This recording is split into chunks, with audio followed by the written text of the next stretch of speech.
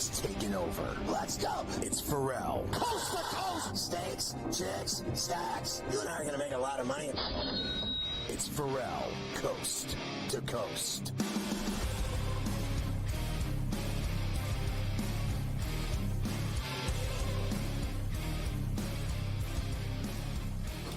And we are back, hour number 2, Ferrall Coast to Coast on a Monday. Carver High and Joe Ranieri in for Scotty on SportsGrid and SportsGrid Radio. Great to have everybody with us here today. Before I move on, Joe, we were saying yesterday that we wanted to, because in-game live it's hard. We don't have, so many things are happening. It's moving quick.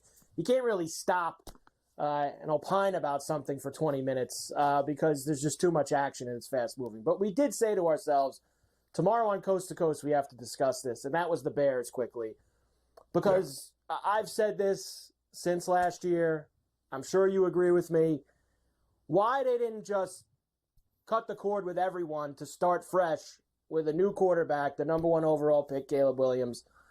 Instead, you knew Eberflus was a stiff. You knew he wasn't any good last year. You bring him back. Now you're going to have to chop him after this disaster. And you're going to have to start fresh again with the quarterback, with a brand new system, brand new coach, brand new, maybe even, who knows how high up the purging will go beyond Eberflus in the Bear organization. They just can never get it right, Joe. You just can't figure it out. No. And if this was the same, Ryan Paul's the general manager, right? It was he signed off on Shane Waldron. And you thought this guy was somehow or another going to be the savior and the one to elevate? How many more times and examples do we have to see Cliff Kingsbury, Jaden Daniels right now, right? We have seen it across the board where coaching with young quarterbacks matters. And to me, that's why I bet their season win total under. I said, by keeping Eberflus, bringing in Shane Waldron and doing the same old, you're basically setting Caleb Williams up to fail. And that's exactly what they're doing. Because this time next year, he'll already be on his 3rd offensive coordinator and 2nd head coach in 2 years. That's how you ruin guys. It's how you ruin guys. And I couldn't believe it was 8.5, Joe. Couldn't believe I was getting the Bears at under 8.5 at the start of the year with a rookie quarterback and a bad head coach. That just seemed like a great recipe. And listen, this is a tale we've seen way too many times now. You can ring them off. Baker Mayfield, Sam Darnold. You go on and on about all these guys who get drafted, high expectations. Sometimes, Joe, where you are drafted and the situation and the organization that you are put in dictates your success more than how much talent you have. And are there some guys who their talent is just so great that they're able to just, plow through a bad, poorly run organization? I guess. But those guys are the best of the best. When you're a rookie quarterback, you're a first-year quarterback, you can't be in some of these unmanageable situations like we see around the league. And it ain't going to change, right? You look at, the Raiders have been a problem for, maybe the Raiders will be different now because Brady's there to make some decisions after this year about the coach or the quarterback in the draft and things like that. But you need to have stability and people who know what they're doing and put them around these quarterbacks, or else you go watch them be great somewhere else, like the Jets are watching with Darnold or Cleveland's watching with Baker Mayfield. And Carver, we've seen it one other time in the draft in history where a quarterback coming out and a football family says, no, you're not drafting my son. We won't show up. Eli did it because they knew at that time they were going to be an absolute disaster to Chargers. And you know what's going to happen this year? Deion Sanders is not going to let a terrible run organization draft Shador in any way, shape, or form. So even they understand it. Coaching matters. Where a kid goes matters to the success in the NFL. Yeah, and you've already heard the talk that the Raiders are appealing to them now because of Brady and that he's worked out with Brady and that he's done so that you can already start to connect the dots. And you're right. If the Raiders are picking 3rd or 4th, like the Giants were 4th the year that they got Eli, somebody's going to have to blink because, I mean, this isn't a money thing anymore, Joe. Back in the day when these kids, on the books didn't have any money, you could say, oh, you're going to sit and not play, not go where you're drafted? All right, you're turning down a lot of money. These kids already have tons of money. If Shedeur Sanders played another year at Colorado, he'd make more than he'd make next year as a rookie in the NFL. So I don't think that you could put that on the table anymore. You just got to try to get as much as you possibly can. I think this is a good segue, Joe, into the next guy we're going to talk about. Because, again, a number 1 overall pick last year, Reich is the coach, new system, and what do?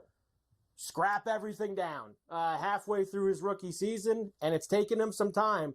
But I think you saw yesterday and the past couple of games, maybe things are starting to turn around for Bryce Young with Dave Canales in Carolina. They played great. They lost, but he played great in that game, made some great throws. Unfortunately, the Chiefs, once again, a walk-off situation. They hit the field goal. Chiefs radio. Ariza will hold. Winchester will snap. Will Carolina call timeout? Placement is down. Schrader's kick is up. Schrader's kick is good! Good! Good! Spencer Schrader on a 31-yard field goal, and the Chiefs walk it off with the field goal, winning 30-27 to get their 10th victory of the 2024 campaign.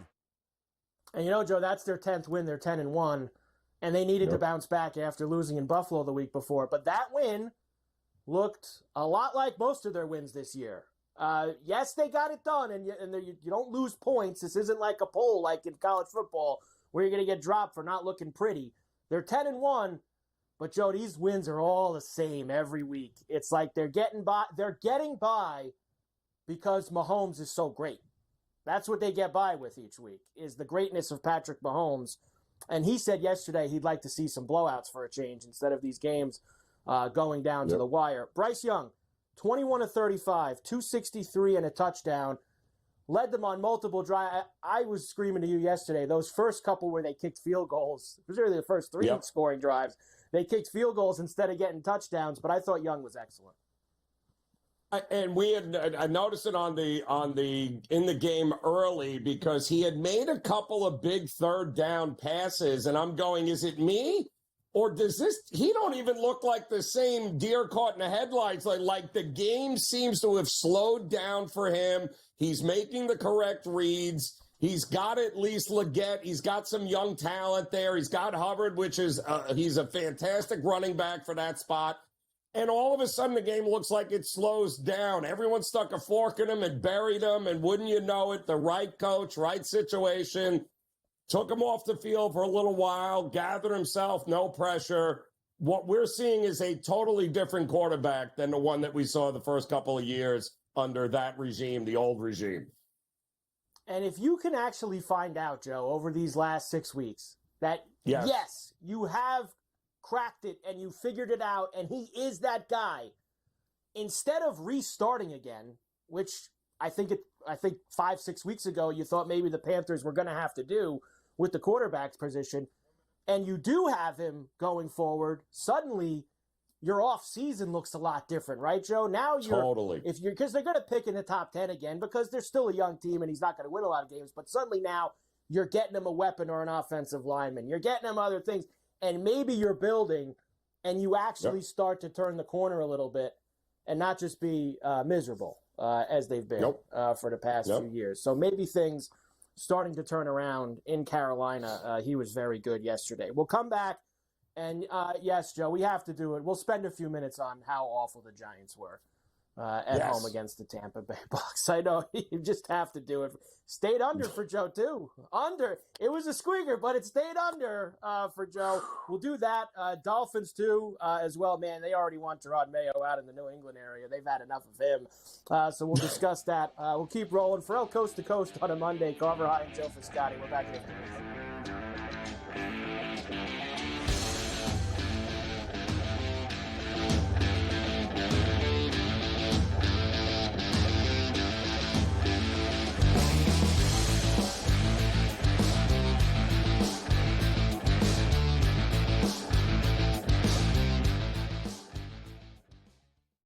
sharpest football contest show in the land. The Las Vegas Football Contest Show focuses on Circus Sports Million, Circus Survivor, and the Westgate Super Contest, handicapping the games and releasing our contest picks every week of the season. With 2 former Super Contest winners, Brady Cannon and James Salinas, a former NFL player, Mike Pritchard, and over $1 million in contest prize money won combined, the Las Vegas Football Contest Show will have you prepared this season like none other. We live in a society right now where everybody's a snowflake, everybody's a cupcake, and everybody thinks that nothing is fair. Everything is like, it's not fair. We should have a better chance. We need more. You know what? I'm old enough to remember when you needed to have a perfect goddamn record to win a college football championship. That's the way it was. 11-1, too bad. Sports Rage tonight, only on SportsGrid. Grandma Bear, who owns the football team, probably comes in, gives a little, oh, man, you're such a good little boy out there. Congratulations, the way you coach this football team. I'm never going to fire you. Totally, I missed you picking your own sheep. As I was looking down and did not know we were getting... Oh, Donnie, you got such a good show there with that guy named Ben. Like, that's what your grandma would do to you when you go see her on Thanksgiving or Christmas, The Early Line, only on SportsGrid. Together, both Devontae Adams and Garrett Wilson had huge nights. Aaron Rodgers loves the 2 big targets, and he says if this is going to happen, going to be very tough on the defense to decide who they want to go after. Adams and this kid, Wilson, I won't deny what they can do, but nobody else does jack. Ferrall Coast to Coast, only on SportsGrid.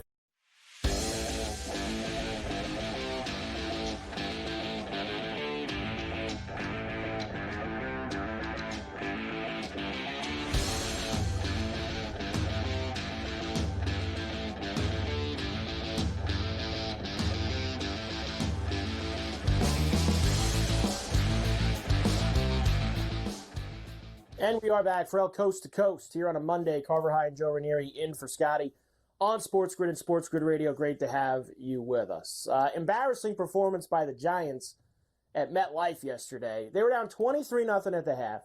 They were down 30-0 4 minutes into the second half, and it was basically good night the lights after that for everybody. They got to go back to the parking lot and cook more of the chicken cutlets because it was a festive scene, Joe. In the pregame, everybody was very excited. Tommy Cutlets is back. Tommy DeVito. The Sunday gravy was on the stove. Everybody was ready to go. But, Joe, when you can't block and when your defense, call it what you want, there's some good players on that defense, but they flat out quit yesterday. That was, in what's been a really long, couple year stretch, aside from the one playoff year 2 years ago, of embarrassing football. That might have been as bad as it got for the Giants yesterday, Joe. It was one of those moments, right, in the season where you look at it and you go, you know what? Just pack the bags. There's got to be changes coming here. And unfortunately, and I like Dable, but it's the Giants are in need of a flushing here. There's a few franchises, unfortunately, that do, and 2 of them happen to be in New York. But you got to go because the comments, what we're getting out of the locker room, the product on the field, ownership. I don't know how you keep everybody in house with this kind of feeling across the board with the fan base and think you're going to be successful. You can't. And Dable really had nothing to say yesterday except that we had a good week of practice. We had a good week of practice, is what he said afterwards. That's great. But that just doesn't cut it. And I know that Mara said a month ago, he told reporters, I'm not, I'm keeping them. I want stability and blah, blah. Yeah, that ain't going to work with Sundays like that because your fan base isn't going to have it. He's not going to have it. It's killing him because his father, his father's one of the most respected men in the history of the National Football League. Wellington Mara, one of the titans and pioneers of the NFL. And now look at what his franchise is right now. They're a laughingstock across the league. And Joe, that bothers John Mara, that his franchise has basically become the franchise across town, because they've been that way for a long time. And he's becoming, and maybe already became, just like them. And there's only one guy who's going to solve his problems, Joe. Only one guy who's going to solve his problems. That's Bill Belichick. And I know Giant fans probably won't like it because I don't know if it'll lead to Super Bowls, but John Mara is going to look at it as leading back to respectability. And I believe that's the move he's going to make. He's going to clean these guys out. Bill drools that job. And I think that him and John, I bet you they've already had some small backroom conversations about potentially doing that. Yep. Yeah. And in New York, in that market, with that organization, you've got to get back credibility. Otherwise, you're done. You might as well sell the team. So you don't want to be the Jets, and you don't want to be, out-jet the Jets. And the one way you can do that, I guarantee you Belichick won't even sniff the Jet job, but he would bring instant credibility back to the Giants. And that's the place that you have to build from, a place of credibility. Otherwise, one of the greatest franchises in the NFL history, boy, I don't know how you recover from it. I really don't. And you mentioned the locker room, the things that coming out of the locker room. Let me give you this quick, because, look, I like Malik Neighbors. Yep. I think he's a very talented player. But to be fair, he's played like 10 games in the league. I would expect maybe something like this out of more of a Jamar Chase. Jamar Chase has had some press conferences like this. So Justin Jefferson is somebody who's really established themselves as one of the top 5 receivers in the league. I like Malik, but maybe a little bit too much here. Go out there first, second quarter, don't get the ball, start getting targets at the end. I mean, can't do nothing. Start getting the ball when it's 30-0. What you want me to do? Why in the first half are they not looking at you? I don't know. Talk to Dave about that. Talk to Dave. I'd say something to the coaches at halftime. I mean, they know. Yeah, they come up to me, ask me what plays I want. Yep. That was that. Hey. I don't know. I don't know, man. He's chewing that gum pretty good, too, Joe. You like him chewing that gum there in that spot? Yep. Now, he's I was not screaming, wrong. yelling.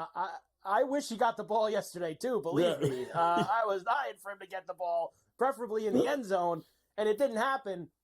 I get he's not wrong, Joe, but there's the whole, this guy's a rookie, what are we doing here? It kind of goes to what you were saying.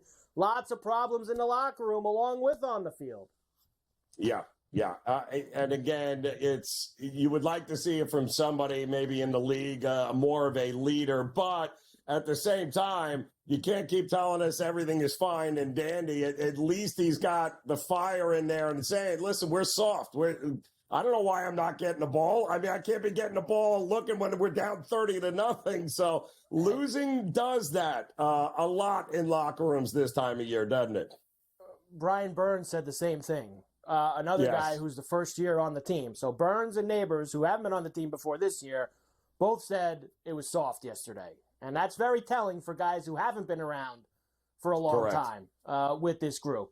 So that's even another thing. That's just another notch on things not going well for Brian Dable. By the way, Daniel Jones did clear waivers just about 20 minutes ago, Joe, although all the insiders like Ian Rappaport, et cetera, say that he's going to take his time deciding. He's got a lot of offers, apparently. He's going to take his time on deciding where he'd like to go next. I thought you had some good ideas. I don't think he should just jump to the next place where he can start on, Sunday. I think that there's some coaches that he should get underneath, and maybe try to learn from some of them. The rebuild. He's got to rebuild not only his game, but his image and perception in the league. So you can only do that under a handful of coaches who also happen to need quarterbacks right about this time of year. I watched the backup for Brock Purdy, that Allen, yesterday. He stinks. So I think that Kyle Shanahan could use some help out there. Kevin O'Connell doesn't have much after Sam Darnold either with Nick Mullins. So there's some guys who are pretty good with quarterbacks that could maybe help. And McVay's always open to new guys, too. You go to call McVay. He's always open to help guys out. Coast to coast, we're back after this.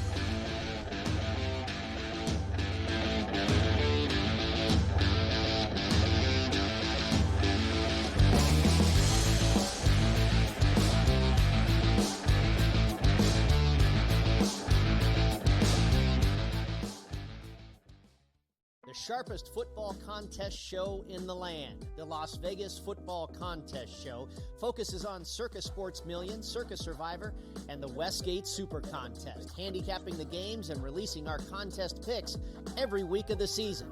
With two former Super Contest winners, Brady Cannon and James Salinas, a former NFL player, Mike Pritchard, and over $1 million in contest prize money won combined, the Las Vegas Football Contest Show will have you prepared this season like none other. We live in a society right now where everybody's a snowflake, everybody's a cupcake, and everybody thinks that nothing is fair. Everything is like, it's not fair. We should have a better chance. We need more. You know what? I'm old enough to remember when you needed to have a perfect goddamn record to win a college football championship.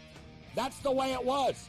11-1, too bad. Sports Rage tonight, only on SportsGrid. Grandma Bear, who owns the football team, probably comes in, gives a little, oh, man, you're such a good little boy out there. Congratulations, the way you coach this football team. I'm never going to fire you. Totally, I missed you picking your own sheep. Because I was looking down and did not know we were getting. Oh, Donnie, you got such a good show there with that guy named Ben. But that's what your grandma would do to you. You'll see her on Thanksgiving or Christmas, The Early Line, only on SportsGrid. Together, both Devontae Adams and Garrett Wilson had huge nights. Aaron Rodgers loves the two big targets, and he says if this is going to happen, it's going to be very tough on the defense to decide who they want to go after. Adams and this kid, Wilson, I won't deny what they can do, but nobody else does jack. Ferrall Coast to Coast, only on SportsGrid.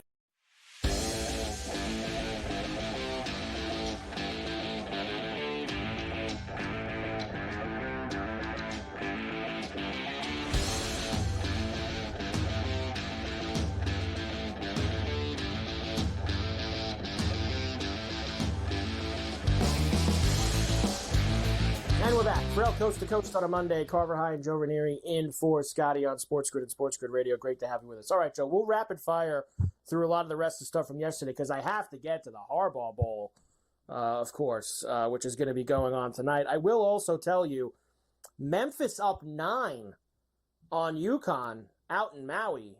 They are at the under 8, I believe, 7 minutes to go in the game. 9-point lead for Penny Hardaway and the Memphis Tigers over number 2 UConn. So a potential upset in the works to start the day out at the Maui Invitational. We'll let you know what goes on there. Dolphins beat the Patriots, another smash job like the Giants yesterday, 34-15. Tua had a massive day, Joe. He was finding guys wide open all over the field, including Jalen Waddle on CBS. Consistent, but right there, Sealer just beats Lowe for a huge play. Tagovailoa gets it to Waddle. Full acceleration. Touchdown. It is target practice for Tagovailoa. 4 touchdown passes. Now, the best thing, Joe, that could have ever happened for the NFL is that Miami won their last 3 games to get themselves back to 5-6, because now they can actually sell you on Thursday night, Thanksgiving night, that they have a game with some juice between Miami and Green Bay at Lambeau Field. Because as you know, when you look at they need to sell you the holiday schedule. People are going to tune in anyway because it's Thanksgiving, and they're just going to flip the game on and do whatever. But Lions, Bears, not great. Bears stink. Lions are a machine. Cowboys, Giants, that's as bad as it gets. Friday afternoon, Black Friday is Chiefs, Raiders. That does not get you very going either. So they need a little gas behind one of those games, and now the Dolphins have provided some of that with 3 straight wins. They're back in the mix at 5-6. Yeah, listen, I said yesterday on the show all week that nobody punches down like the Dolphins do. You can always count on the Dolphins to beat up teams that aren't any good. And they picked that worst secondary in the NFL apart yesterday. Kudos. But listen, all the reports down here, Carver, is they're still fighting. I mean, they truly believe control your destiny, the schedule's favor, win the rest of your games. And guess what? 9 wins could very well get them into a wild card berth, and that's all they're looking to do at this point. They are still alive, believe it or not. And look, you look down the schedule, and you still see the Jets twice, the Browns. You know, we're gonna get to Houston. I don't think Houston's all. They're not an unbeatable team. That's for sure. Nope. Especially with the way the Dolphins can score points. And I actually believe, I'm probably going to get burned on this, but I actually believe, Joe, that they're going to play well in Green Bay on Thursday night. And I know that there's all the narrative with Miami and cold weather. Tua even talked about it yesterday. We'll have to break some narratives. You know, you think they would have learned a little something. They only played in like the coldest game in history. What was that, last year, Joe? They were playing the coldest game in history in Kansas City. It ain't going to be that cold as it was that day. So hopefully they can give us a fun game on Thursday night. One last thing from this game is the Patriots. Now, we knew that they were going to suck, but I don't think that the New England faithful thought that they would want to run Gerard Mayo out of town by the end of his first season. And it sounds like, Joe, that's precisely what some of them want to do. This post-game comment in particular is one that has set a lot of people off. He basically says, Joe, look, there's only so much I can do for these guys. Once they get out on the field, it's all them. I mean, look, it's always, look, once those guys cross the white lines, there's nothing I can do for them. There's nothing any coach can do for them once they cross the white line. It's my job to continue to prepare not only them, but our coaches to go out here and play better football. Thanks. Oh, thanks. Well, nothing he can do, Joe. I mean, that's it. Once you get out there, you cross the white lines and, let's roll the ball on out there, and that's it for me. I'm good. I know his predecessor didn't feel that way, probably. I don't think that Bill Belichick ever thought that to be the case, but it's a bad first year for Mayo up there in New England. A real bad first year. I'm actually annoyed, Joe, that I'm going to have to sweat out that under 4.5. I'm actually kind of annoyed because they've won a couple of games that they probably shouldn't have won. And I need him to stay. I can only afford one more from them. Yep. So it's going to be a sweat, but maybe, Joe, we can get completely off the rails and they can just go in the tank and not win another game. That would be helpful. Fingers crossed. Yeah, fingers crossed. Ferrall, coast to coast. Carver High and Jordan here in for Scotty. We're back after this.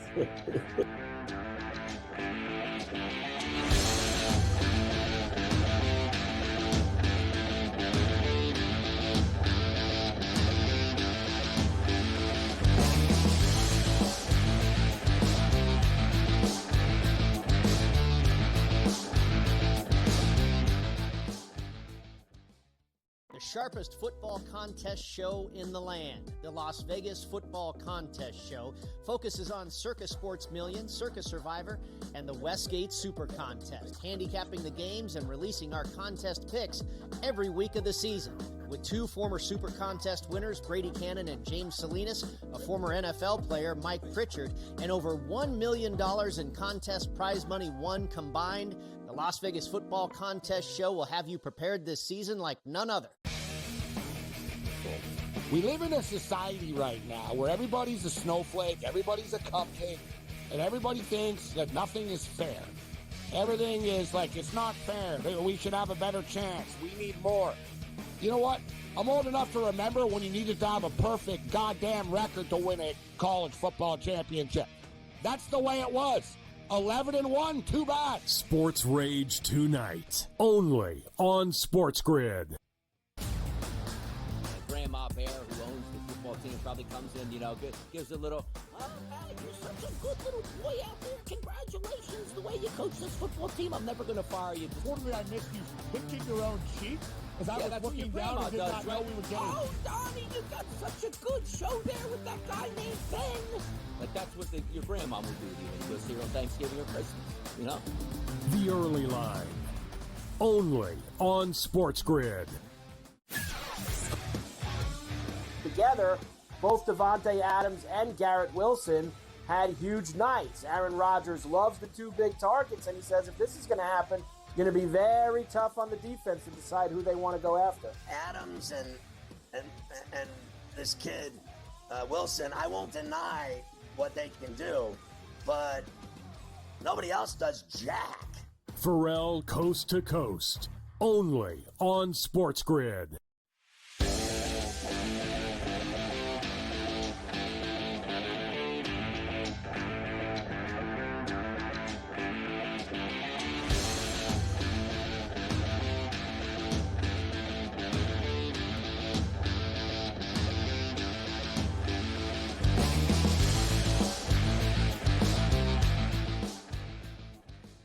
And we are back. Ferrall Coast to Coast here on a Monday. Carver High and Joe Ranieri in for Scotty on SportsGrid and SportsGrid Radio. Good to have everybody with us here today. All right, Joe. Packers beat the Niners 38-10.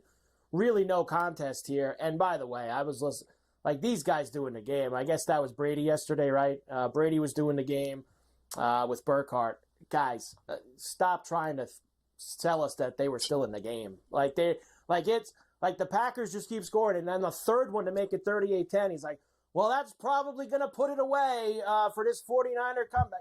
No, the game's been over for like 2 quarters. Can we just stop? I mean, you guys, we're tuned in. We're watching already. You're not going to get more people in or sticking around after that. Either way, Joe, embarrassing for the 49ers, who were missing a lot of guys, but Kyle Shanahan says that doesn't matter. We still need to be better than that. You know, the first half, just the run defense was real disappointing. You know, I thought we got out of gaps a number of times. I thought we had way too many missed tackles. Just them being able to control that clock in the first half was one of the worst ones I've been a part of, just for as far as a half. I thought we stepped it up there in the second half, did better, especially in the run game. Offense got an opportunity to get going. They gave us an opportunity to get back in the game. And then to have those 3 turnovers that all 3 led to touchdowns, so 21 points. You top that with the penalties and stuff, and that's how you get embarrassed like that. And on one of those turnovers, I just want to mention one of them, Joe. Did you see the one that went through Debo's hands that basically that led to a pick? What happened to that guy, Joe? What happened to Debo Samuel? Because he's actually playing, unlike everybody else who's hurt. And he doesn't look anywhere near the guy we saw the last 2 or 3 years who, when he got the ball in his hands, was super dangerous. He was making big plays all the time. He looked like he didn't want to be there yesterday with that ball that went through his hands. It looked very evident early. I mean, they went 3 and out the first couple of possessions, and Christian McCaffrey didn't look. They weren't giving him the ball. You know, it looked like Brandon Allen and Debo Samuel. If you don't get him involved in the game early, Carver, we've seen how he becomes a non-factor later in the game, and then all he does is yell and scream how nobody throws him the ball. So they got some serious issues, this 49ers team, not just offensively, but like the coach said, defensively, they can't stop a nosebleed right now. And I don't see that getting any better, because if Brandon Allen is supposed to steady the ship while Brock Purdy's out, yeah, good luck with that. And they are now 5-6.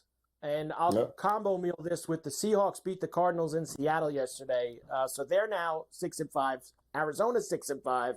Niners and the Rams are both 5-6. So everybody's still separated by a game. But, Joe, Niners go to Orchard Park this week, Sunday night, against the Bills, who are nice and fresh off a bye. They have the Bears, the Rams, the Dolphins, the Lions, and the Cardinals. Suddenly, the preseason NFC favorite, they got problems, Joe.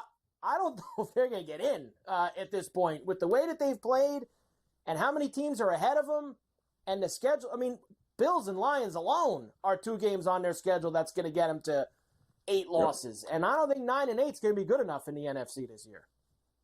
Well, let me tell you, it may be good enough to win that division, because I don't trust Seattle. I don't trust Arizona, and the Rams have limitations. So what wins that division? Could we actually see an NFC West champion with a losing record? 8-9, you know, it's possible, Joe. It's possible, and they all play each other, I think, one more time each. So there's going to be a lot of games in the division. They're going to eat each other. This could be whoever gets the 9. And obviously those couple teams that have 6 right now have got the leg up, but 9's probably going to be good out in the NFC West. The Cardinals are still the favorite, by the way, even after the loss yesterday to go. And Purdy did some light throwing today without issue. He'll rest tomorrow, then see how it feels as the week goes on. But that's even if he plays Sunday night, Joe, that's not going to solve the problem you just talked about, and that is Josh Allen against what's been a really bad defense. That's not going to help them on Sunday, whether Purdy plays or not. No. Well, in that case, I'd be more interested if Bosa is going to play than anything else. I mean, they have been hit by a ton of injuries on that defensive side. The linebackers, obviously. They had a young secondary. We knew that. But if Bosa's not available to you in Buffalo, good luck. With no pressure on Josh Allen? No. That's I hope he doesn't play, Joe. That's my own personal preference. I'd hope that he's not out there, so that'll help me get to 10-2 on the air. We mentioned there was a lot of crazy games in the early window yesterday, and we spoke about most of them. I kind of put this on the back burner, but it was a pretty crazy game too. The Titans beat the Texans 32-27, and I think the one thing me and you kept saying to each other during that game was, what the hell is C.J. Stroud doing? That seemed to be the prevailing thought by us, because even when Tennessee like tried to say, here, you can have it. We don't want the game. It's yours. Just go ahead and win. He wasn't willing to do that. Fairburn obviously missed a big kick there as well that would have tied it at 30. But I thought coming out of that game was Stroud's performance, Joe, was very subpar against Tennessee. It's been subpar all year. I mean, we said, listen, he had so many things go his way last year, but a year of tape now with defensive coordinators, and guess what, Carver? Yeah, that's why they call it a sophomore slump, and that's what's happening with him. But quite honestly, I'm more fascinated with the guy who played quarterback on the other team, because that dude is throwing the ball. He can make every throw. He got sacked 8 times, ran for his life, threw a pick 6, and at no point was it ever not totally fun watching him under center and trying to figure out what was going to happen next. You know, it's so bizarre because he has games like that, right? Like there's games where Will Levis is such a roller coaster, and it's exciting to watch because you don't know what's going to happen. He's throwing 70-yard touchdowns, as you just said. He's getting sacked. He's running. Like, you remember he did that, what was that last year when he beat Miami, when they had that comeback on Monday night? Like, he did it that night, too. Like, he was all over the place. But then, Joe, there's other weeks where he looks like he, wouldn't be able to play in the CFL. Like, there's nothing against I'm just saying, he looks like he couldn't play in a lesser league some weeks. Why is there such a swing with this guy in terms of how he looks from week to week? Yeah, well, I'll tell you what they both had in common this year, Stroud and Levis. They don't have anybody that can protect them. Their offensive lines are horrendous on both teams. So, they're both sophomores, though. That's the crazy. They're still just 2 years in the league, but you got to protect these guys. Otherwise, you get what you got from C.J. Stroud yesterday. Broncos beat the Raiders by 10, cover for them. Gardner Minshew broke his collarbone. He's done for the year. So Aiden O'Connell was already hurt. I saw Pierce say today that they're not sure if he's going to be able to play on Friday. So they play Friday against the Chiefs, the Black Friday game. They definitely won't have Minshew. Sounds like O'Connell's 60-40 or 50-50, depending how you want to look at it. I mean, they're going to send Desmond Ridder out there at Arrowhead, Joe. Did you watch him when he came in the game? God, does he stink, Desmond Ridder. Yes. He can't play.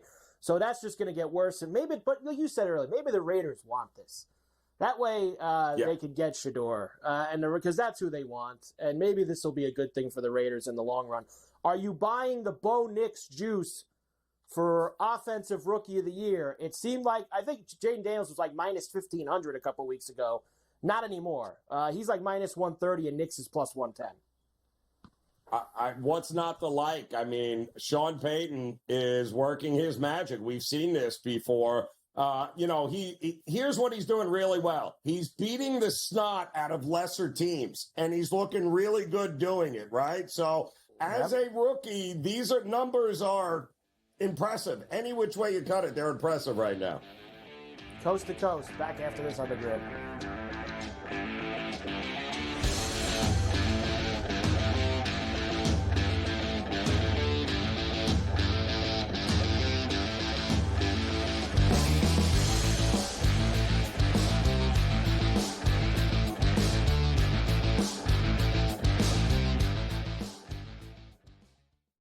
sharpest football contest show in the land. The Las Vegas Football Contest Show focuses on Circus Sports Million, Circus Survivor, and the Westgate Super Contest, handicapping the games and releasing our contest picks every week of the season.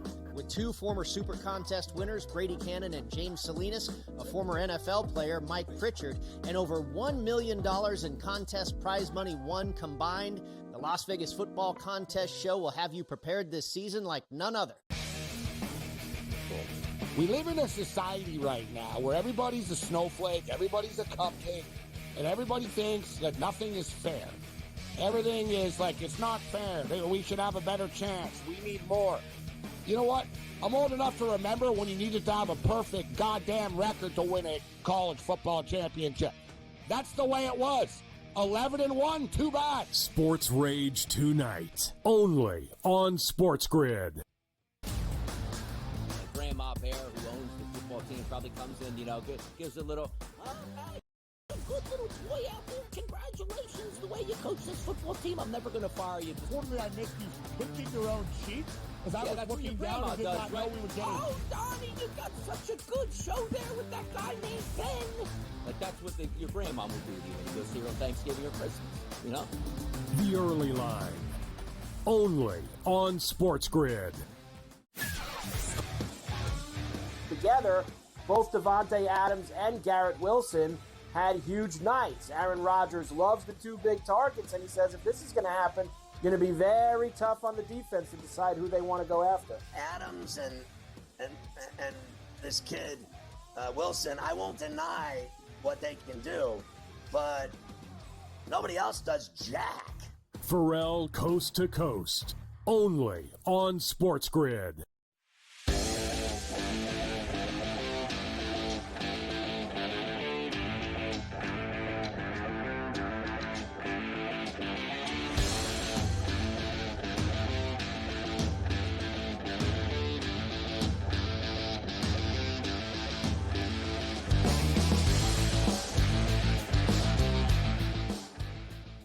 And we are back, Ferrall Coast to Coast on a Monday. Carver High and Joe Ranieri in for Scotty, SportsGrid Radio.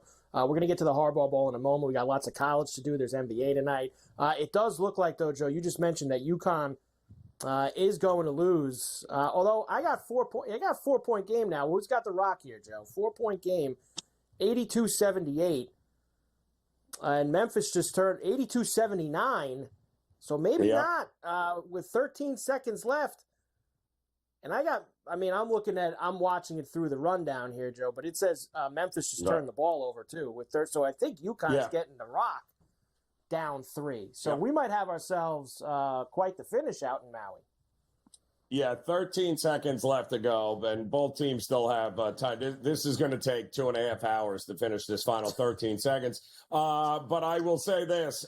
Yes, Memphis got pressed by UConn. UConn did exactly what they needed to do. Now they'll get the ball back down 3. So 14 seconds here. But again, both teams in the bonus as well. So this could come down to free throws here, Carver, when it's all said and done. Foul him, Joe?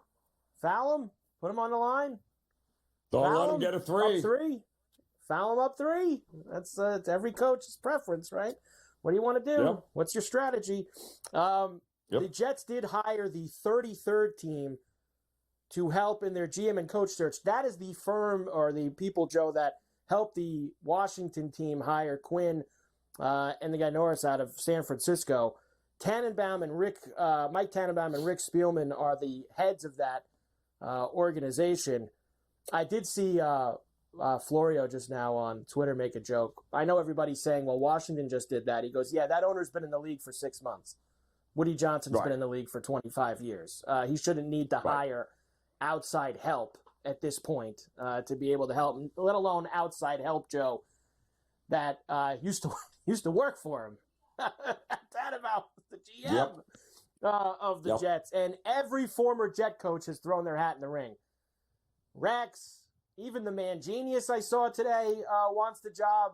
So everyone who used to coach them wants back in. And that's because, Joe, no one will hire those guys and no one else would take the job. That's why those guys are all throwing their hat in the ring. And you got to ask yourself, why? And the answer is simple. He is the single worst owner in the NFL. I mean, you think Jerry's bad. You thought Woody Johnson has the reputation of being a guy that has absolutely no idea what he's doing. He gets involved at the wrong times, has too much control. Guys in the building are afraid to tell him no. It's never going to work in this NFL ever. And until they get him out of the way, I just don't see how this gets any better. And like you said, who are you picking from? Because most people who know the league want nothing to do with the ownership group there with the Jets. Well, somebody had to take that worst owner spot after Daniel Snyder was sent away. Somebody had to slide into the spot, Joe. So Woody had to do it. There he is. Now on him. We finished Week 12 tonight, also in Los Angeles. So the primetime game last night was L.A. with the Rams and the Eagles. You'll be back there again tonight at SoFi for the Harbaugh Bowl. Chargers and the Ravens. This one's a big one. Both teams, of course, with 7 wins in the AFC, right in the thick of the playoff race. We'll start with John from the Ravens side on facing his brother Jim once again. I don't know about anticipating stuff. I think it's more in the emotional world. You know, it's more in the in that place. I mean, it's unique and it's never been done before. You know, and I don't know if it'll happen again for a long time. You know, this particular thing. So, I think it's hard to describe it. And I say to people, if you have a sibling, you know, you're close to, you probably understand it. You probably can put yourself in those shoes and just kind of imagine what it's like to be across the sidelines in an NFL game, coaching your teams. Everything else is the same. Everything else is the same. It is all the same. And I believe he's 3-0 against him, or he liked to mention the other day. He's 3-0 against Jim, looking to stay undefeated. By the way, UConn hit a 3 with .9 left to tie the game. What'd I tell you? At 82. So, don't foul. Could have fouled them. UConn nails the 3, and they are going to go to overtime, it looks like. Although the Memphis has a timeout with, I guess that's 0.1 left or 0.9 left, whatever it is. 1.2 seconds left now. They added time. So they give them a little bit back. Added a couple, and they will have 1.2 to try to get off. But they got to go the length, Joe. This is not the NBA where you get it at the half line. You need to get the whole length of the court. So that game, I don't know. I'm tired of saying what things are going to happen because yesterday with me and Joe, so many weird things happened when I said this is going to be done. Correct. And suddenly chaos ensued. I'm going to wait until they actually go to overtime before I'm going to say that UConn and Memphis are going to overtime. Other side, of course, is Jim. We always play crazy clips of Jim Harbaugh on Coast to Coast now. He loves primetime games, and why not? Everybody gets excited. Like primetime. Always thought that. You know, it's like, tonight's going to be a good night. Has that Black Eyed Peas kind of feel. That's always the kind of feeling. Got my friends are with me, and we're going to go out. Let's make it a great night. Black Eyed Peas, that'd be great. Who isn't, right? Jim's he's a gem, Joe. He really is. Some of the stuff that he comes out with on a daily basis. So Jim Harbaugh, very excited. Bad news for the Ravens is Roquan Smith not expected to play tonight. That is a problem for them, especially on D. We know the stuff that the Chargers are going to want to do.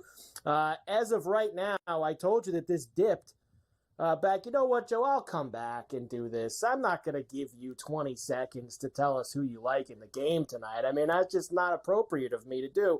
And I have the touchdowns as well. So we'll come back, give you the numbers for the Chargers and the Ravens. Let you know, did they officially go to overtime in this game? They are officially going to overtime in the Memphis-UConn game out in Maui. So we'll come back, numbers for Chargers, Ravens. I've got some touchdowns for tonight as well, and then we will start going through some of the college from the weekend. We got NBA tonight. We have got other college basketball games tonight.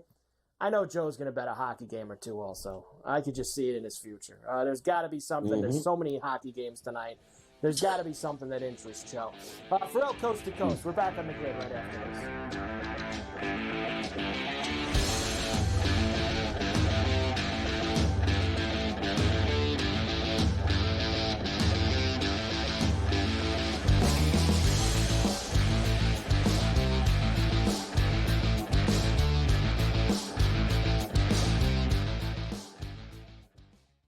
The sharpest football contest show in the land, the Las Vegas Football Contest Show, focuses on Circus Sports Million, Circus Survivor, and the Westgate Super Contest, handicapping the games and releasing our contest picks every week of the season.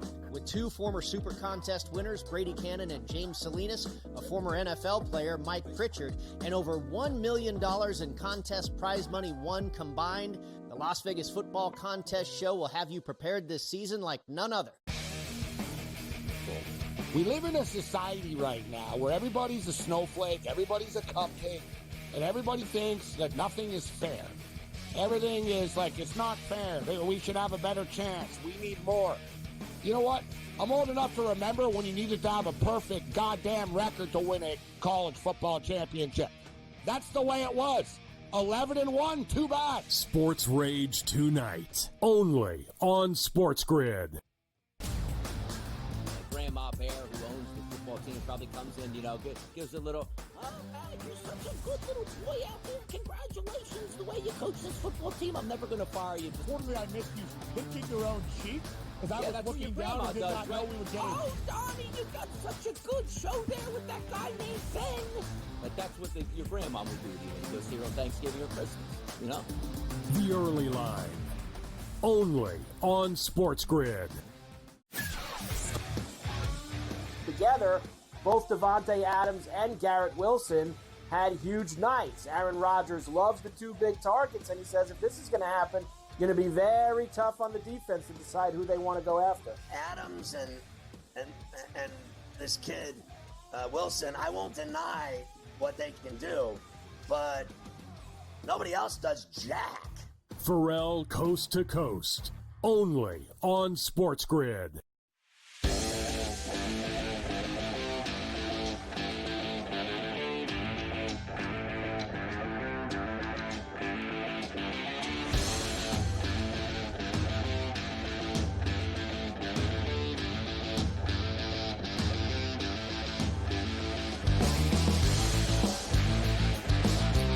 And we are back for Coast to Coast on a Monday. Carver High and Joe Ranieri in for Scotty on SportsGrid and SportsGrid Radio. All right, Joe, as I promised you, the Chargers and the Ravens tonight, Monday Night Football in Los Angeles. It was 3 all week long. 3 was the spread. And suddenly, a few hours before kick, Joe, what do they do to you?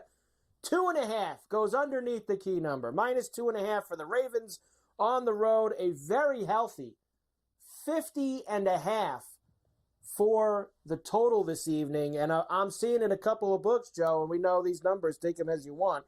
79% of the money on Baltimore, 75% of the bets on Baltimore. People going to the window with the Ravens. Yeah, not the people that move lines, though. That's what that's telling you. This is a classic pros versus Joe's game here. The public looks at the Ravens and says, absolutely, they are the better team. They're going to win this game. And yet, like you said, we're under a field goal at this point. So the pros like the Chargers. I like the Chargers here tonight, simply to use them in a teaser leg with some of the games coming up this week. If you can give me the Chargers at home, and get them up to 8.5, I will take that all day long. The total has been bet up to the point now where I think the value is on the under. That thing opened up at 47.5. But we all know Lamar Jackson is a favorite. It's not great. Lamar as a dog is a different story, but he's not even 500 as a favorite. I don't know what else the Chargers are supposed to do except win the games they're supposed to win on the schedule. They've done a good job. Herbert is healthy. They're throwing the ball more. They're not even going to need to run to take advantage of this Baltimore secondary, which is atrocious. Justin Herbert isn't. I could see this game. I could see the points coming, but I think the majority of the points are still coming from the Chargers. I'll take them in a teaser, and I'll take them on a money line. I'm with you, Joe. I'm Chargers tonight. I like this a lot. I think that they're playing better football right now. Yep. I think this is a long trip for Baltimore. They haven't been playing well the past couple of weeks. I'm with you. Charger money line for me. Look, I root for points in primetime games, Joe. You know that. I got to see some points. And I think the Chargers can provide for us. So I will shade to the over there. But really, Joe, I'm looking for touchdowns. That's what I'm looking for tonight in this game, along with a Charger win. So here's what I'm going tonight.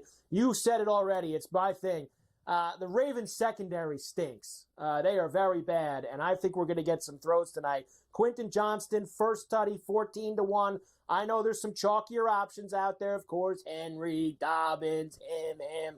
Not me. Quentin Johnston, 14-1. Big play maybe from Herbert. Lamar, nice price at plus 220. Hasn't been running as much lately because I think he's a little dinged up. But still, if he goes over 2 bills, I usually like to play him. Mark Andrews at plus 240. And I'll throw in a bonus ball, Joe, with a little revenge angle. Gus the Bus against his old team for the first time tonight. And if you look, he's gotten a lot more carries the last 2 weeks. He's been more involved in the Charger offense since he got healthy. Plus 370 for Gus against the team that let him go. Sign me up, Joe, for 370 with the Gus Bus. Let's go. I don't hate it. I would even throw a bomb in there and give me Joshua Palmer to come out with a 90-yard touchdown bomb here at some point. 35.5 receiving yards. I like the over on that. But like you said, that secondary dead last in passing yards allowed per game, 284.5. Somebody is scoring touchdowns in a big way from Herbert tonight. The question is, how many do we want to roll around in with that offense? But somebody's going to get a couple of touchdowns here tonight. It's plus 300 for Palmer to score anytime. And by the way, Gus has already been smashed down to 310. It was 370 when we made the board. Wow. Put the picks in this morning. He's already down to 310. People on the same wavelength as me with the Gus Bus. And if you get one of those long Palmer catches, I mean, we can alt him to 70 yards, Joe, at plus 370, 80 yards at plus 540. I love big numbers, Joe, if you want to go and get me involved in any of that. So I'll take some Palmer tonight for there. We will come back and try to sift through quickly some of the college football from Saturday, which they got some issues tomorrow night with that college football playoff ranking that they're going to put out. Ferrall Coast to Coast on a Monday. UConn up 1 at the Maui in overtime right now. We're back hour 3 next after this.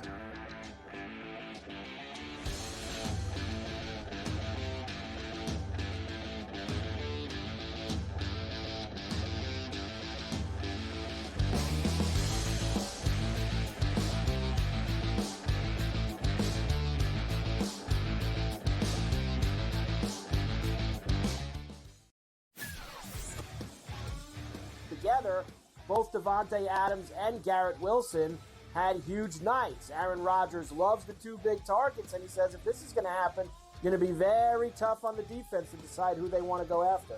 Adams and this kid, Wilson, I won't deny what they can do, but nobody else does jack.